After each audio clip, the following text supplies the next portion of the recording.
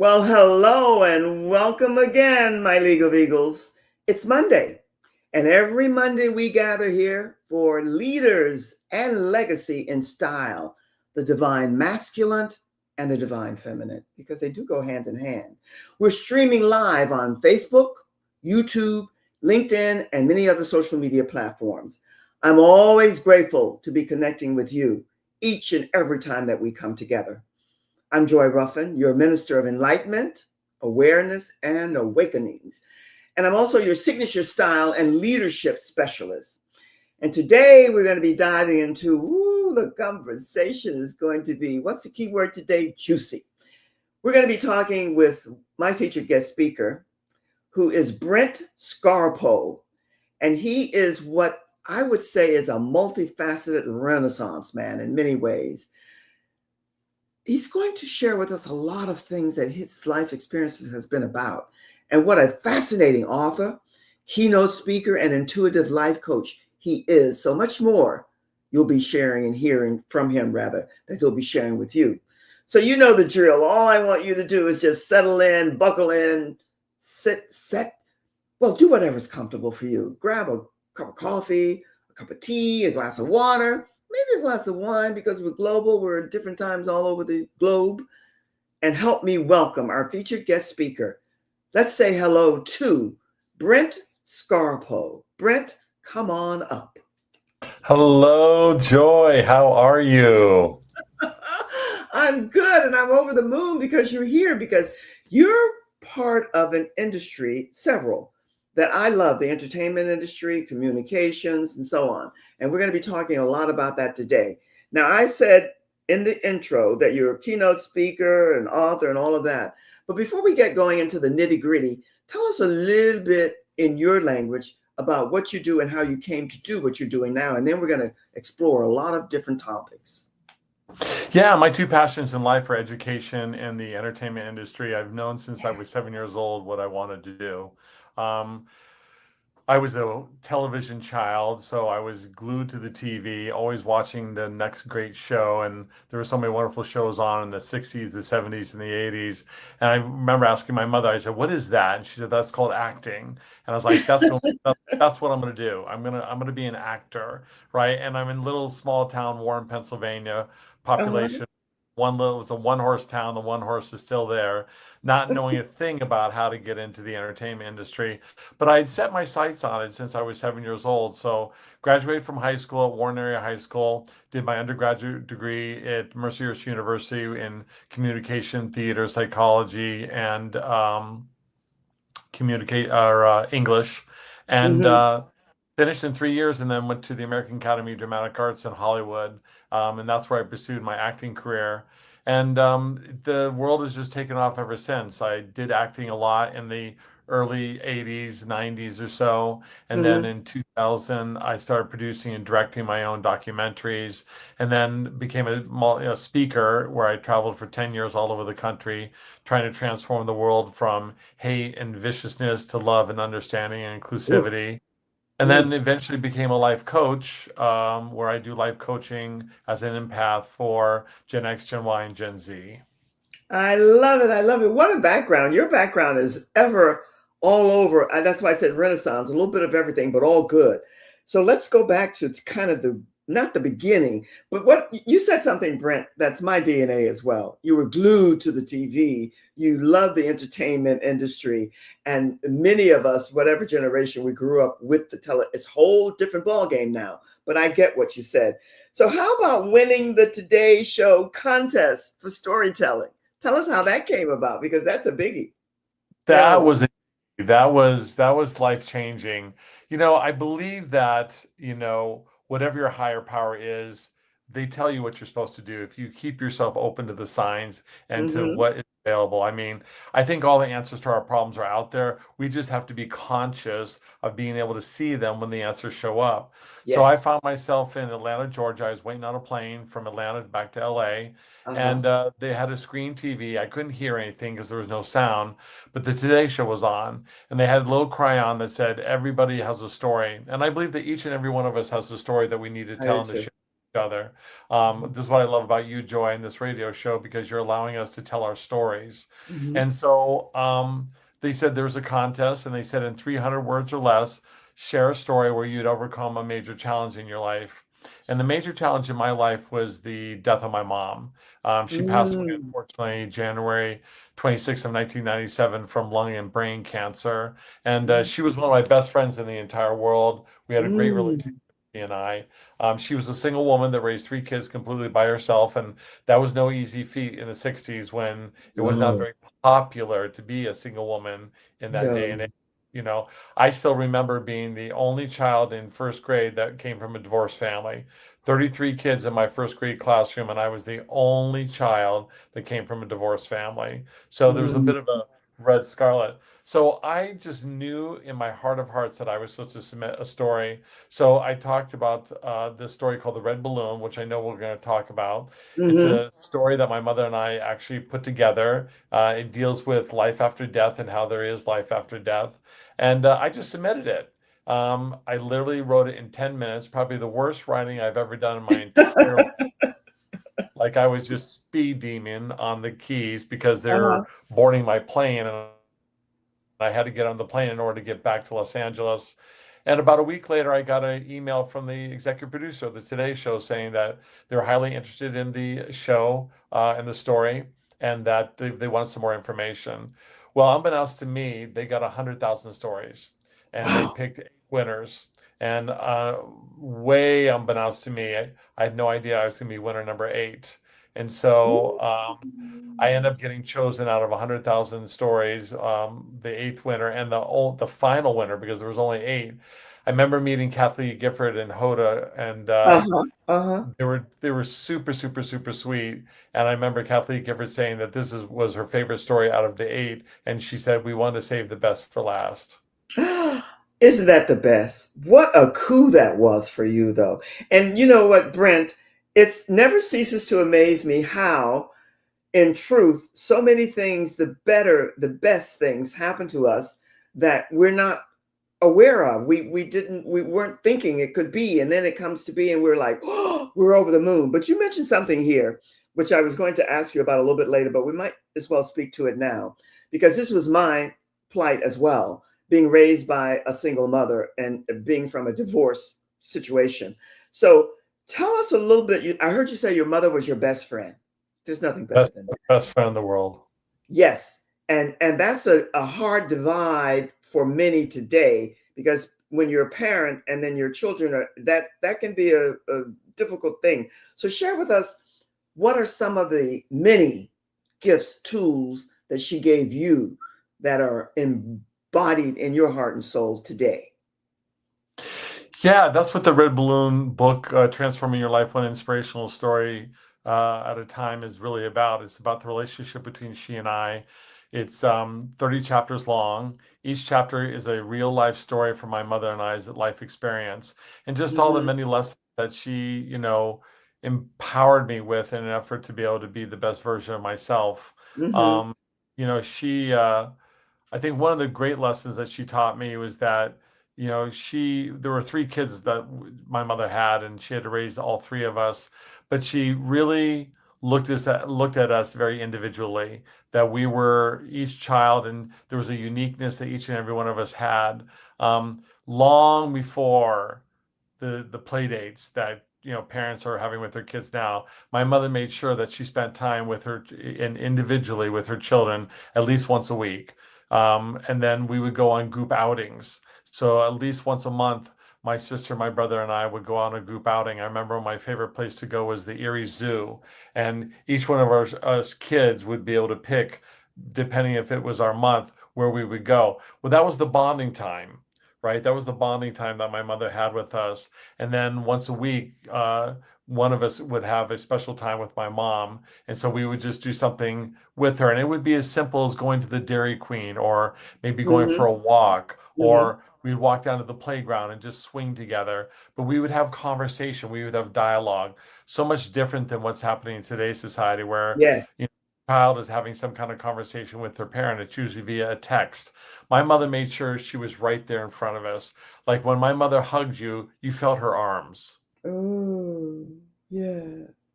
It wasn't, I it wasn't, go ahead. I tell you, Brent, what a story! Because for those of us who were raised by a single parent, mainly most times it's a woman, but every now and then it could be a male as well. It's a gift in a way, and especially, and I'm asking you, and I don't ask people personal questions, but one of the things that my mother had a lot of issues.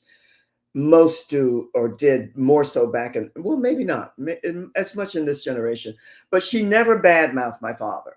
And that was Mm. one of the gifts that as I grew up, I realized was a gift to us because she never had anything negative or bad to say about him. So I grew up loving men and vice versa because I didn't know anything negative. I just knew that they didn't get along for whatever reason. And I'm sure your response was your mother did the same. She never badmouthed your father. No, my mom was all about the truth. Yes. That was very, very, very important to her. So, were there problems that happened between she and my father? Absolutely. Did she sugarcoat it? Nope, she didn't. She just told it the way it was because Mm. her truth was paramount for my mom, right? She didn't like making things up. She didn't like people who lied.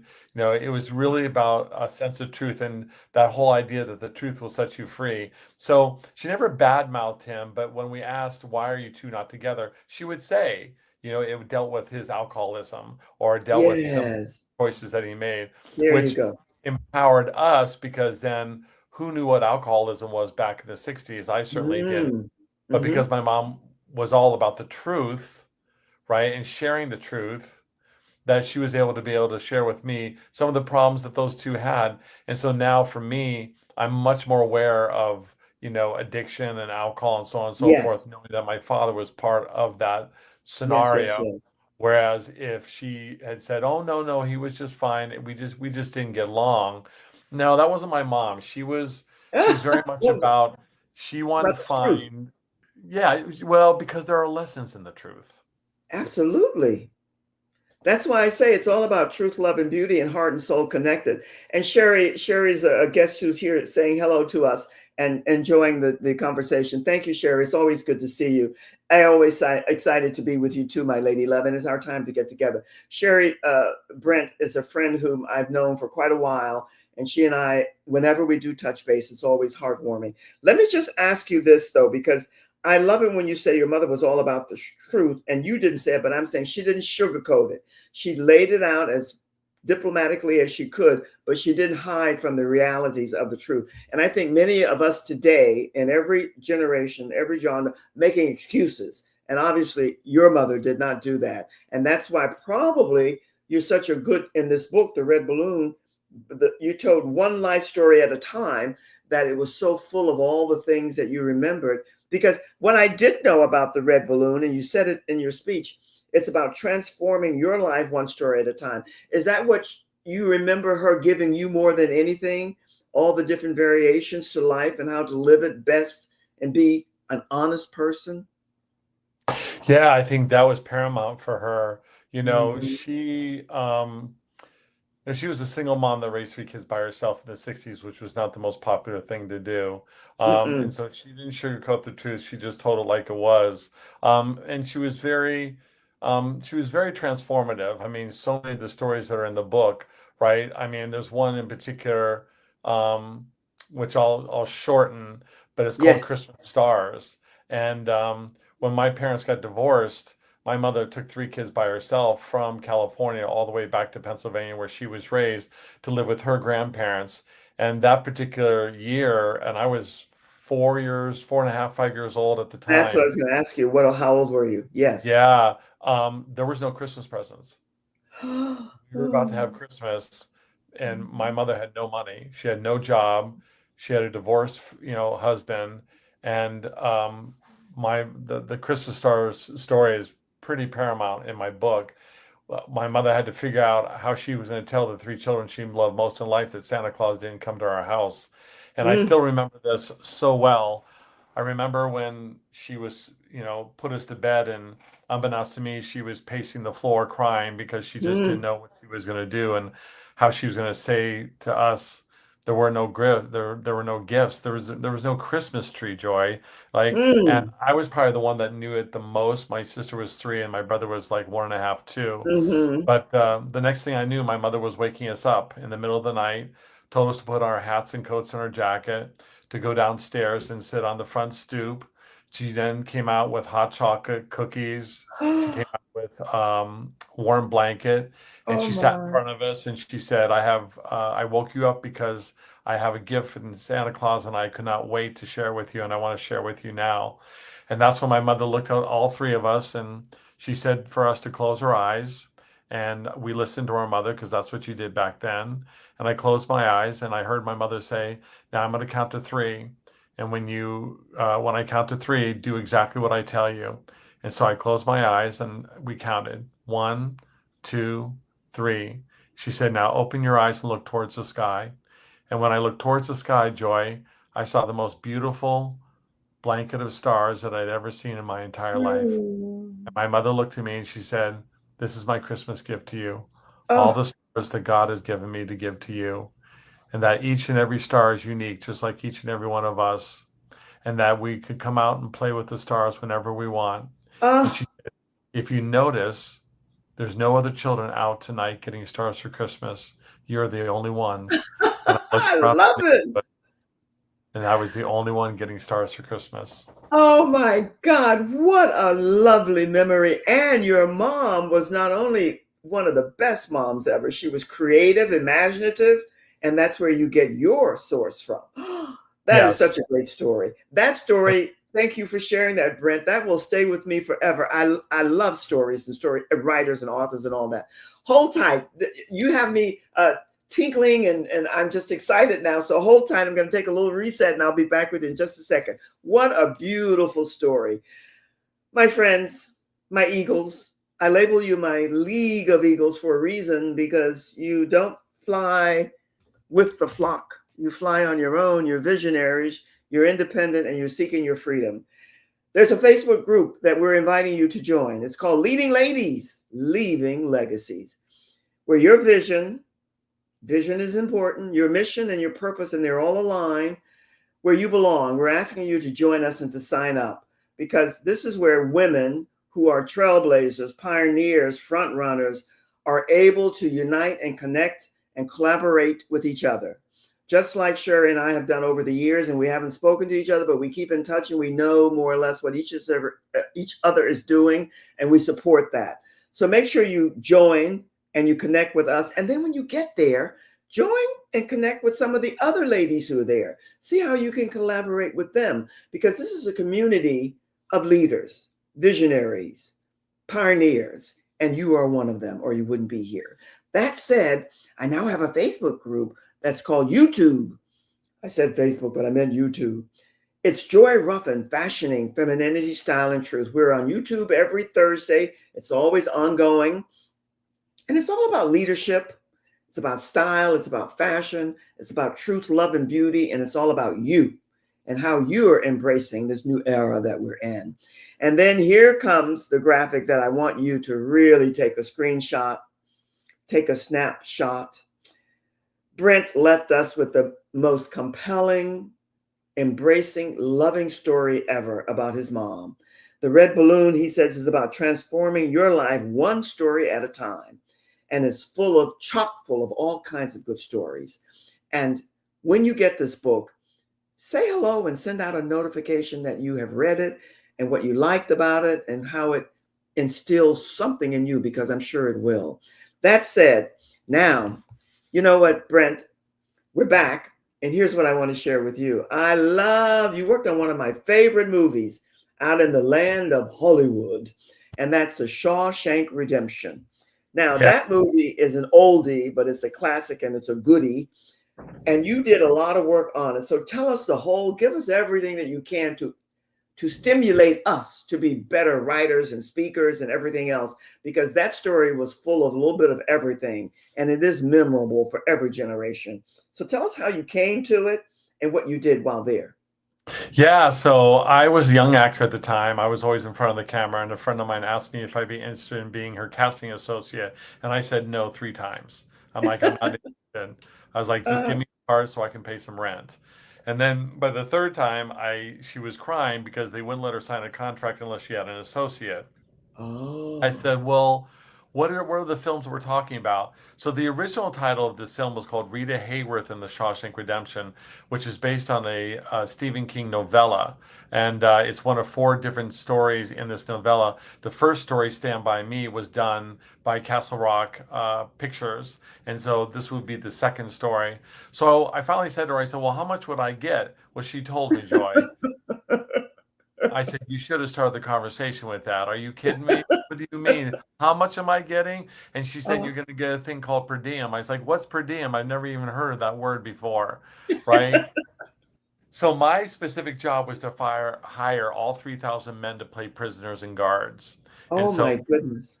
for an entire summer, I was in Mansfield, Ohio, a cute little town.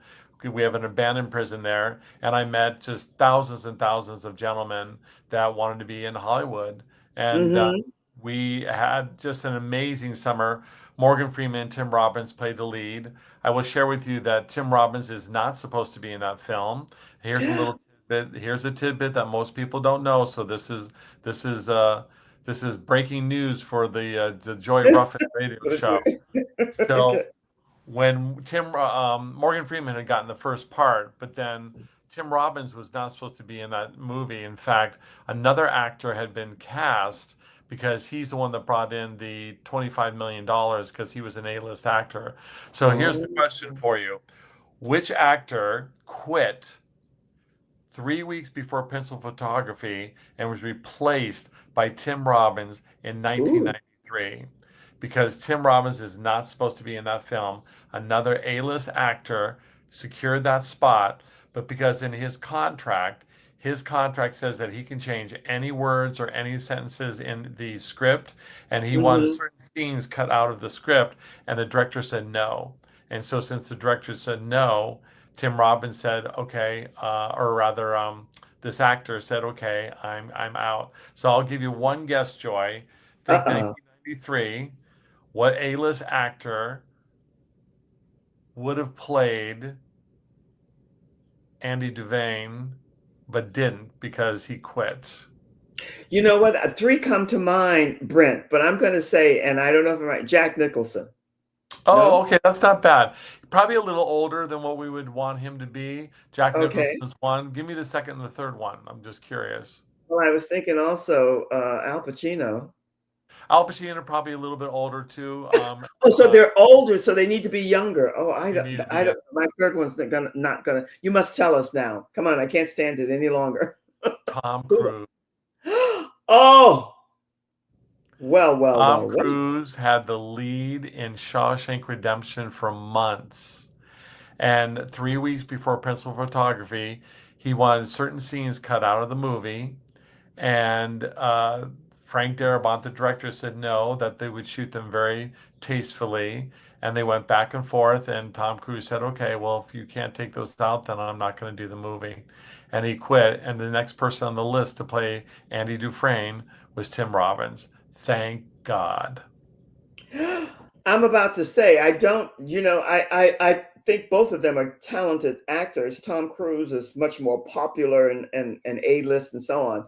But I don't know if he would have been a fit for that movie. So I mean, I'm a karmic believer. I think it worked out for the best because the truth is, 100, for me, right, right. The truth 100%. is, it was Morgan Freeman's movie. I don't care who was in that movie. That's my thinking on it. Tom Robbins was great, but Morgan to me was a central figure in that movie. Now, Yeah, Tim was a good choice because he plays every man. He wasn't too popular. He wasn't, anybody who was anybody could say, "Oh yeah, I can see myself in that place." But exactly. Morgan, that was the movie that Morgan's voice really caught on. Like Morgan always had this amazing voice, but that voiceover work that he did for the movie really sold the movie. Indeed, indeed. That movie, you said you went to, I think you said Mansfield, Ohio, to gather Correct. these where and to gather the prisoners, and Yeah, because of Mansfield, those Ohio. who wanted to be the actors, who wanted to be actors, because it was a great crew. There was an Yeah, older man there who's no longer with us, but he played the old man who went somewhere and I don't can't remember his name, but he was James very good in Whitmore. the role. What was his name? James Whitmore, what a great guy. Yes, yes, Yes, he was yes. phenomenal. I met him and we was able to speak with him, and he was really wonderful. And Morgan was pretty incredible as well. I'll let you in another little secret about Hollywood and Shawshank Okay, Redemption. Um, okay. Morgan was working on a movie in South Africa at the time, and he was directing. And he asked the entire crew if they'd be willing to see a short version of his film just to get some feedback, and he would Right. throw a party on the one day a week that we had off. Well, Uh-huh. we all, for the most part, said yes. I'm trying to remember the name of the movie, but it was about apartheid in South Yes. Africa, and was one of his first directorial debuts. And Uh-huh. he threw a party like I've never seen in my entire life. I mean, he catered this whole thing, bottles of wine, showed the film. We gave him feedback. He was absolutely the nicest guy and so incredible. He hung out with us. The I'll give you another piece of interesting facts that people don't know. You remember the scene where they show a picture of Morgan when he first came into the prison on his parole card? Mm-hmm. Mm-hmm. That's actually a picture of his son who worked in the film. Really? Oh my, That's his son. my. Yes, that's his son. Unbelievable. Well, Yeah, Morgan his son. Freeman has come a long way, and that movie is will become, it is already, but more so a classic because it has nuances of almost everything in it. The good, the bad, the so-so, and evil and power and all of that good stuff. But tell me now, before, the time flies here, and I say this every week. There's nothing else to say because it goes so quickly, but you have done all of this marvelous work, keynote speaker, writing, being a part of a casting director and part of the movie entertainment industry. And all of this has led to your becoming an empathic life coach.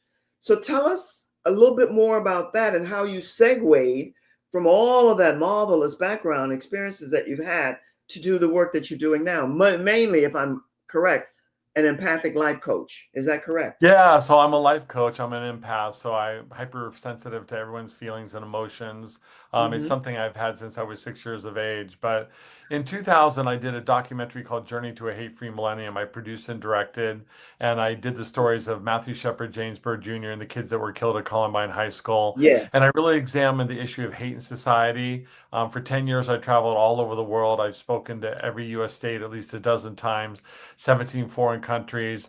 And every time I went to an audience, I would always get these emails from these young people asking for advice and asking for some assistance. And they would tell me their life stories. And the young woman who identified as being Caucasian, but her boyfriend was African American, and how can she explain this to her parents when she brings them over for Thanksgiving? Mm-hmm. And just dozens and dozens and dozens of these kinds of stories. And I would help people out. And finally, it just became so overwhelming that I realized that this was a business. So I got my first client in probably 2010, 2011, helped a young man become an actor, and I haven't really looked back since. I now work with Gen X, Gen Y, Gen Z. Most of my clients are males, and most of them are male millennials. But I really work with each individual to be it career or be it relationships. But I like looking at the entire life.